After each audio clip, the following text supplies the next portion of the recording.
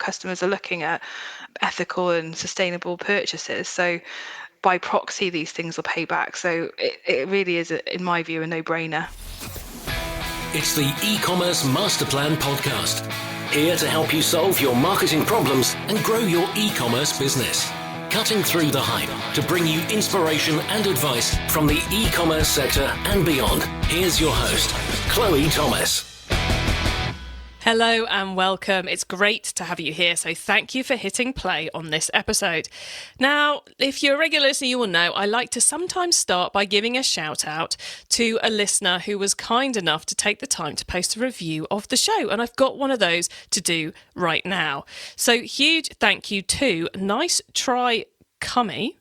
I think that's how we say it, from Canada, for your 5-star rating on Apple Podcasts. Now, they say, love this, super informative podcast, very specific actionable steps to help with e-commerce growth. So thank you, Nice Try Commie, for adding that one to Apple Podcasts. We really appreciate it. And if you would like a shout out at the start of an episode, then just go to keepopt.com/review to find out how to leave us a review.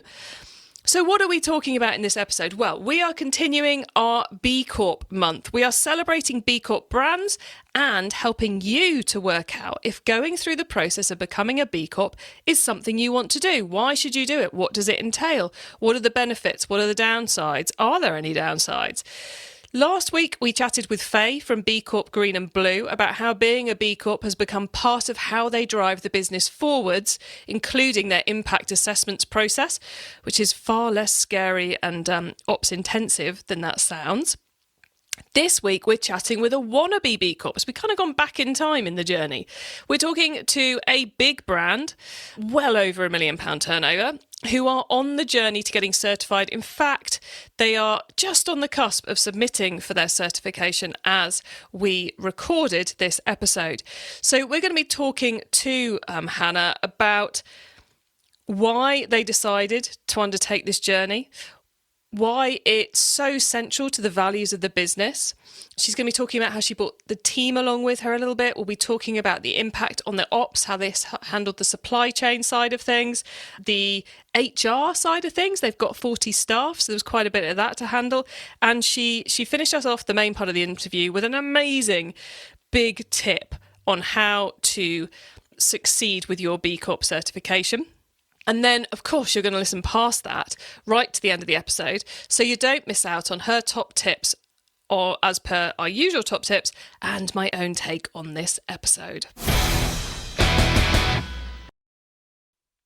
Do you have stock in your warehouse you desperately need to turn back into cash? Do you want to know how you can sell more stock at full price? Do you want to leverage your stock to improve your profits, cash flow, and environmental impact? Then it's time to get your free ticket to our brand new virtual event.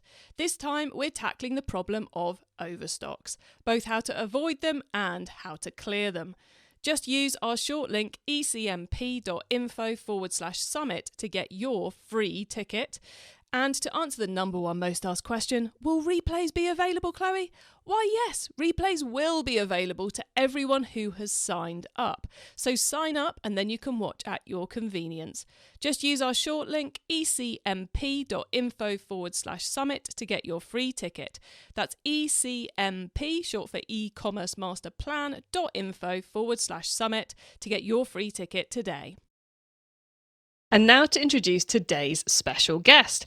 Hannah Lia is the Operations Director at hampers.com, sellers of hampers and carbon-neutral gifts.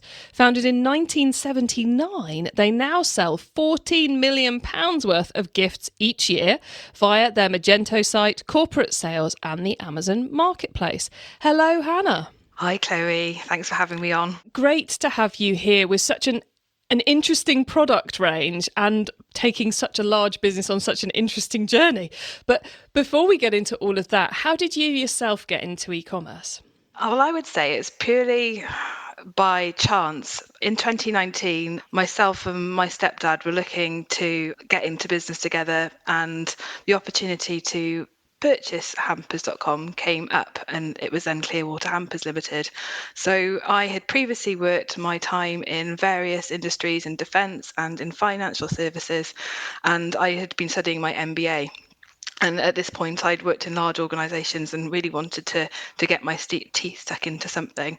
So this opportunity came about, and since 2019, I've been getting deep into understanding the intricacies of e-commerce in depth, and thoroughly enjoyed my journey so far.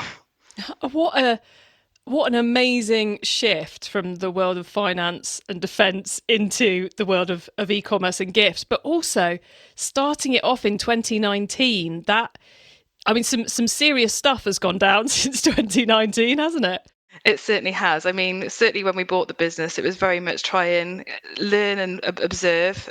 There were certainly things within the business that we knew that we could improve on, and it was kind of a good foundation for us. And then in March 2020, the whole world changed, and we went from what was a 7 million turnover business to what, doubled in size in that time to a 14 million turnover business. So it's certainly nothing like that sort of growth to learn very quickly and what's right and what's wrong. Yeah, I guess it is kind of like we've had people on before who've had startups who've launched, thought they were aiming at one market, and then after 6 months in, they're like, oh no, it's a different market. Or after a couple of years in, they realise actually the product's being bought by men, not women, and they have to rebuild everything. I guess your learning curve just got very quickly accelerated. Yeah, it was very rapid. When we bought the business, it was, I would have said, a different proposition to what we say it is now, in terms of we, want luxury, quality products, artisan hampers, and obviously with the sustainable element as well.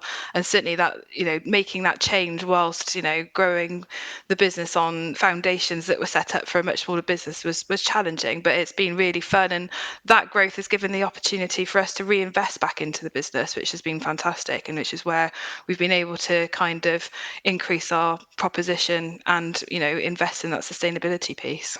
We'll get on to the investment in sustainability shortly, but let's just explain a little bit more about the nuts and bolts of the business before we get into all that side of things. So where in the world are you and where do you sell to? So we are based in Abingdon in Oxfordshire.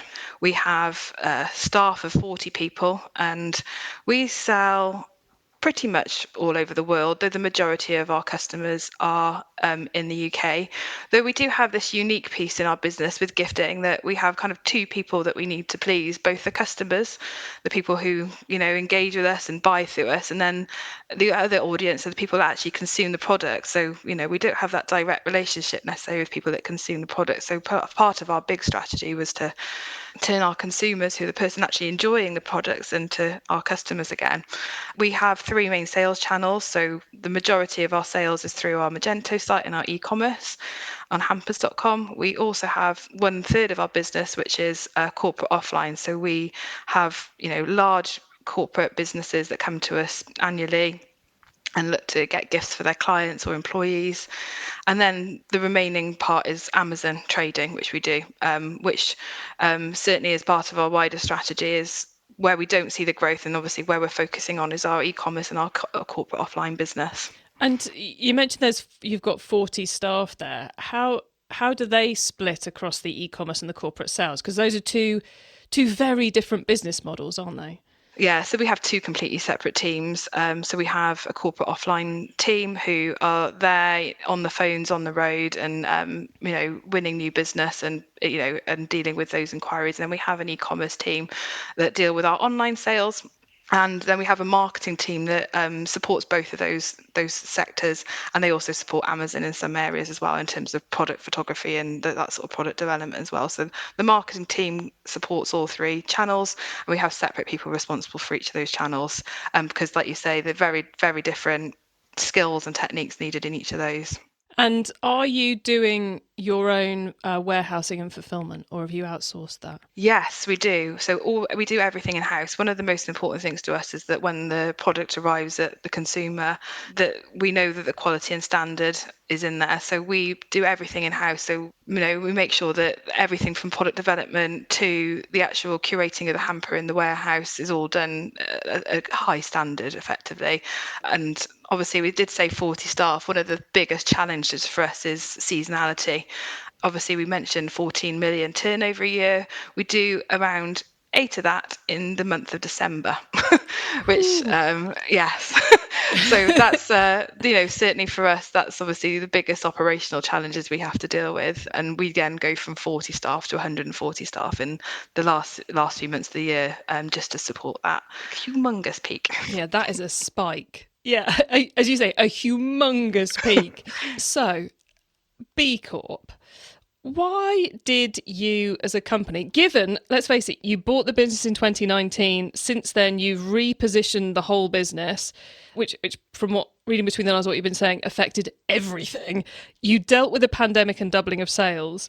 And as we're recording this, you're just on the cusp of a year-long project to get your B Corp piece ready for submission. So, I mean, most businesses, especially larger businesses, are only just starting to get back to normal post-pandemic. So how did you find the time, and why did you see too many questions in here, Hannah? But basically, what do I want to ask you? I want to ask you why you decided to go for B Corp and why it was sufficiently important to the business to do it when you were going through all this huge change already anyway. So I guess to start from the very beginning, really, and I'm not trying to go into, personal details here, but I think certainly it was very much driven from my values. I mentioned about doing my MBA before, and as part of my MBA, one of my modules was sustainability. And at that time, I was working in a much larger organisation, and I'd had that as a personal value. But in that time, it really hit me that, businesses need to do more. Then only a year later, I had this opportunity where I was in an organisation where I could enact real change. I am operations director, and I do have that ability to enact change. And as managing director, Patrick is very trusting of me and understands kind of where I was driven in this regard. And when we initially bought the business, one of the first things we did was set out our strategy and a new strategy for hampers.com. And so the first part really of getting this embedded was actually putting sustainability, ESG into our strategy. So that was kind of really where it started. So although the B Corp project has only been going on for a year, the ESG, the sustainability project, was top of mind right from very day one. Yeah, absolutely.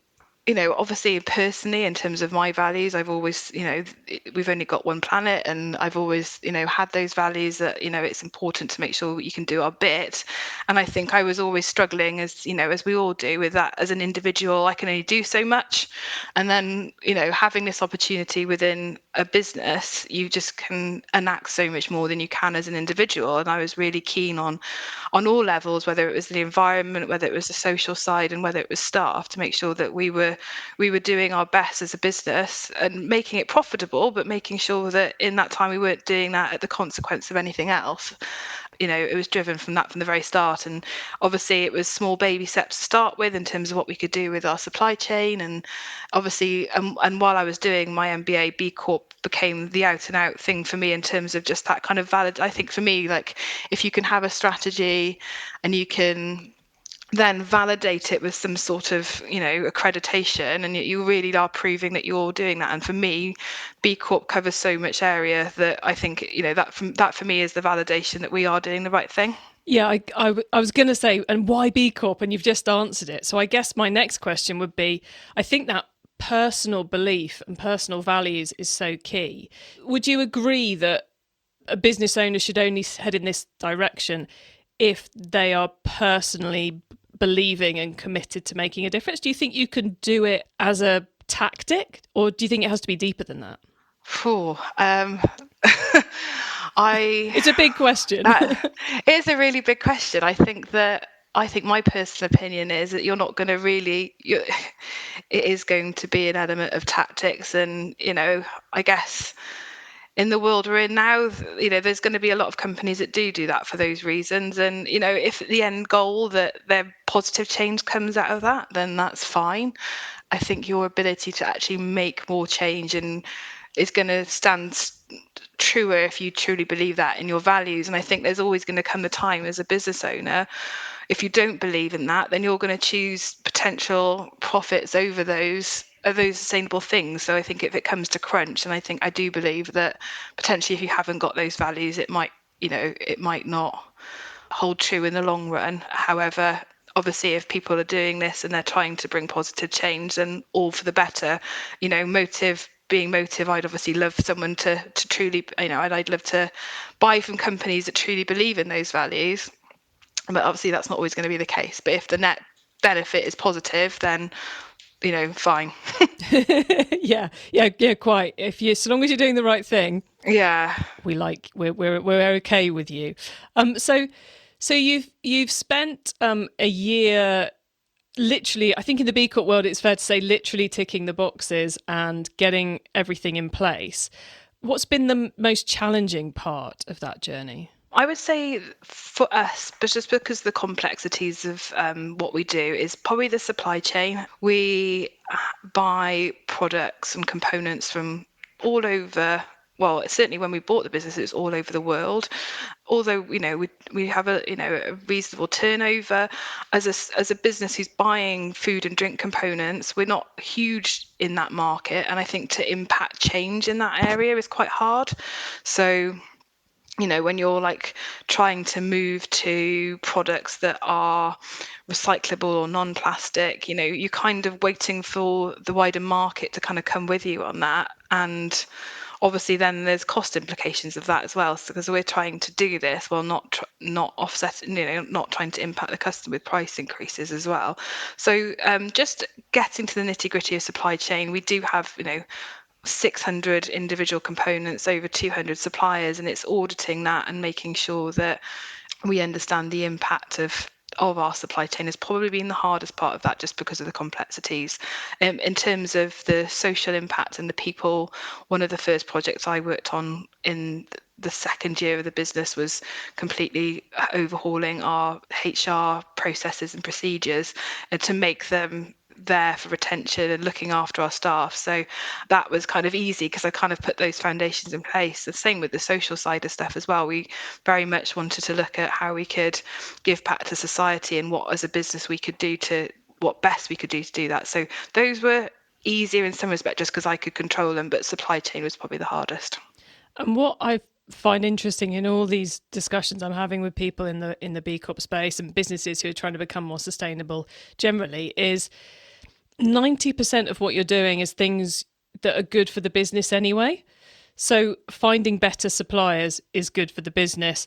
Improving your HR systems so they retain people is good for the business. So I think people assume that going sustainable is an awful lot more expensive than staying normally. Have you found that to be the case? I would say not really. I think it's definitely sometimes harder to source. I know it sounds silly, but to source products from suppliers.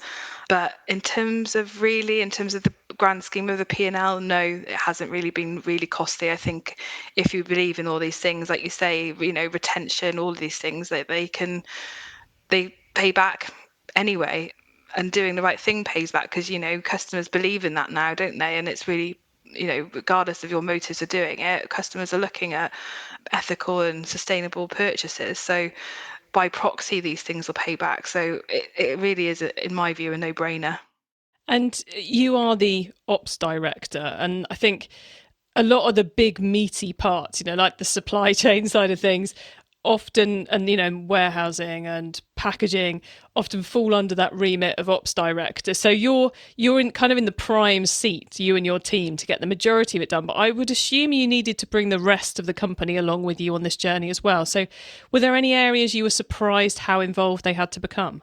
That's a really good question, actually, because we've been really lucky because obviously when we bought the business, we set out that strategy from the start and our vision and our values. Really, when we've recruited people from that time, and obviously it was 20 people in 2019 and now we're 40, people have bought in from the get-go. In fact, it's almost been a good recruitment tool, because when you sit down with people, these days people want to choose to work for an ethical company. But I would say probably the majority has fallen in my department anyway, so it's been quite good. But in terms of the general wider team, everyone just is so it's at their core as well. I think, when you're, not going into a HR seminar here, but when you go into, growing your teams, it's so important that when you're recruiting people that they culturally align and that they believe in what you're doing. And we've been so lucky to have people who just believe in that. And, and at the same time for them, because an example for the corporate team who, are trying to win business, it's been a great asset for them to have those as well. So it's kind of, they see the benefit of what we're doing is good, and obviously benefits them in terms of their performance as well.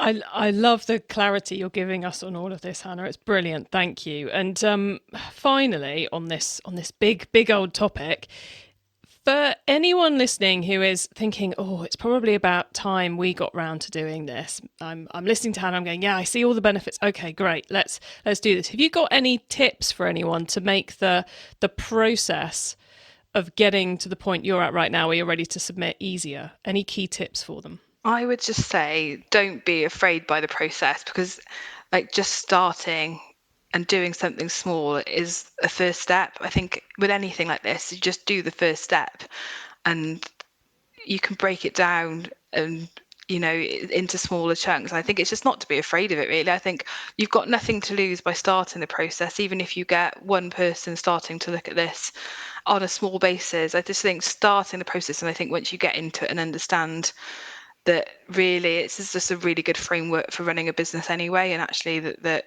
just, I think it's just taking that first step for me and not being afraid.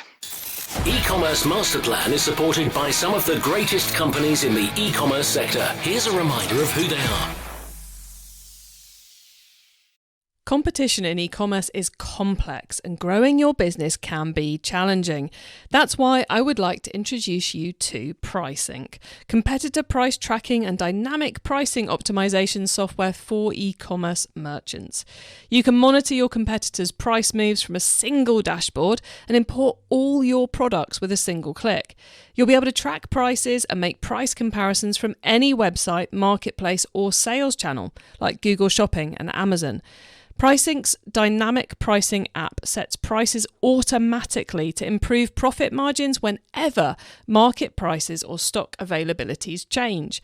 Track unlimited competitors and increase your profit margins. Start a free trial now and get 50% off your first 3 months. Sign up now at ecmp.info/PriceSync.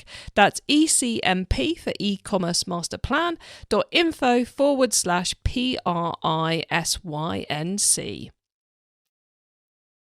Do you, like me, have a bit of a software tools habit? Well, I love a good tool and the impact it can have on my business. For me, a good tool is one that solves a problem we have, that can save me and my team time, that improves performance, and where the price is 100% worth it. That's why I've always got an eye on the latest tools to appear on AppSumo. Not heard of it? AppSumo is a site where you can buy key software tools for your business once and own them forever. For example, we use a tool I bought from AppSumo in 2020 for $49 to schedule all our Twitter, LinkedIn and Facebook posts. In fact, whilst creating and promoting this very episode, me and the team will have used at least 10 tools I've bought from AppSumo. I'm a big fan. So go on, check out what's on offer right now by going to ecmp.info/AppSumo. That's ecmp.info/APPSUMO. And I bet you'll find a brilliant solution for at least one of your problems. Go to ecmp.info/AppSumo. It's time for the top tips round. I love this section because it gives me and our listeners some really quick ideas for taking our businesses to the next level. So Hannah, are you ready for the top tips? I am. Okay, the book top tip. If everyone listening to this podcast agreed to take Friday off and read a book to make their business better, which book would you recommend? So I had to think, because I was trying to make this relevant, but for me it was Grow the Pie by Alex Edmonds. Oh, I've not come across that one. What's it about? So this is effectively about how, as a business, you can grow your pie profitably, but making sure that you give back to society as well. So it's a really fascinating insight into sustainable business. Oh, nice. I'm adding that to my own reading list. Okay, the traffic top tip. Which marketing method do you either prize above all others or think doesn't get the press it deserves? So I, as an ops person, obviously I'm going to have some bias in this, and this is just my perspective. For me, it's recommendation, referrals. It's getting our customers to be advocates for us, and obviously in our case, consumers as well. It's getting them to receive our gift and then go, oh my gosh, I'm going to buy this again. So just that whole referral and recommendation for me is my. It's such a powerful marketing method, isn't it? Get your customers to bring you more customers. And as you said right at the beginning of our chat, as a gifting business, you have two separate audiences, both of whom want your product in some way or another. One person wants to buy it to give someone else, the other one wants to receive it. So it gives you've got almost kind of double the scale of the average e-commerce business to make that marketing method work for you. Absolutely. I always love a referrals tip. Okay, the tool top tip. Maybe a collaboration tool, a social media plugin, a phone app, or just a way of working. Is there a cool little tool you use that makes you and your team more efficient day to day? So for us, it's actually Airtable. We use this as a great tool for our product management. I would say it's like a sexy Excel, which always excites me, and that's very geeky and very opsy. But it's very visual. We can share data instantly on all of our products with all of our teams, whether it's customer care, our product development team, our website team, our external suppliers. I'd advocate that immediately for anything like that. Yeah, I'd still not dived into Airtable, partly because I think I don't actually need it in my business because I'm so small, but also because, like you, I'm a bit of a geek and I suspect I would lose a week to it. It sounds so brilliant. It's excellent. It really is. Okay, then the growth top tip. If you met someone today who's focused on growing their e-commerce business from 100 orders per month to 1,000, what would be your number one tip for them? So again, I'm coming from an ops perspective on here, but for me, it's customer care. I know this is a weird one and it sounds illogical, but for me, it's looking after and nurturing your customers, giving them the best service you can, and getting them to come back. That's what we care about and what we focus on. It's just giving them the best service that we could possibly do, and enabling them to come back to you. Which is so at the heart of any successful e-commerce business, and is something a small business can do just as much as a big business. So another great tip. Thank you, Hannah. Well, look, before we say goodbye, could you please let the listeners know where they can find you and your business on the web and social media, please? Yeah, so we are very easily hampers.com. You can find us there and engage with us on there. We also have hampers.com as our Instagram tag, and feel free to contact us anytime or me at any time if you have any questions about what we've talked through today. Brilliant. Thank you so much, Hannah, for coming on the podcast, for sharing your work in progress B Corp certification, and I suspect inspiring a fair few of our listeners to take the leap and get started as well. So thank you so much for coming on and sharing your experience with us. Well, thank you so much for having me.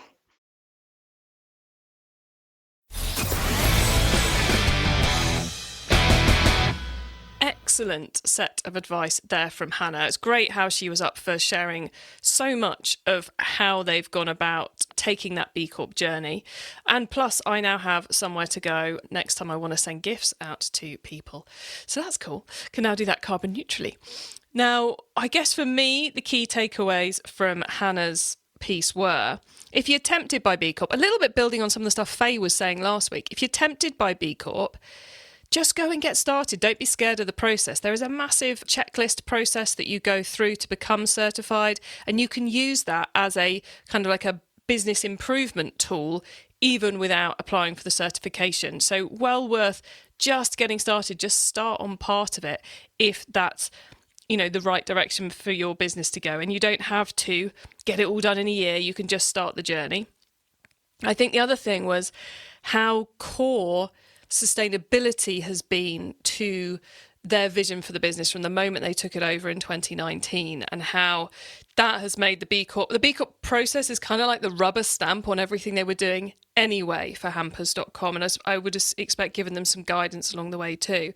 So if it's built in to your business already, this is going to be a relatively straightforward process and just help you do it all a bit better.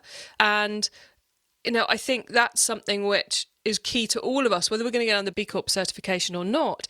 If you want to build anything into your business, you need to build it into the values, the mission, that core beating heart DNA of the business, which then makes it so much easier to enact those changes.